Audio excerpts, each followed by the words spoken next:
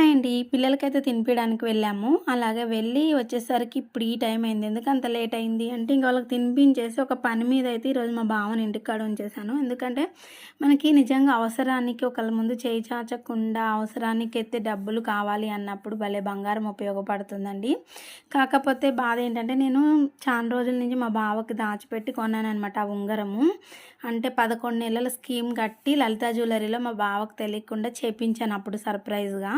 కాకపోతే ఇప్పుడు ఇది అవసరం పడింది. అవసరం పడి ఈ రింగ్ పెడతానన్నారు. నేను నా ఉంగరం సైలెంట్‌గా తీసుకెళ్ళాను ఇది పెడదామని చెప్పి. కానీ దీనికి అన్ని మనీ ఇవ్వనన్నారు. ఇంక అందుకే మా బావ ఉంగరమే పెట్టి తీసుకోవాల్సొచ్చింది.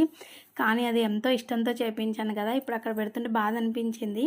కానీ అవసరానికైతే ఉపయోగపడింది కదా అంటున్నారు. ఇంకా అలాగే మొక్కలు పెడదాం అనుకున్నాను కదండీ! వచ్చేటప్పుడు ఇలాగ ఈ మొక్కల కోసం అయితే విత్తనాల షాప్‌కెళ్ళి ఇవైతే నేను ఏమేమి కూరగాయ మొక్కలు పెట్టాలనుకున్నానో అవి కూడా తీసుకొని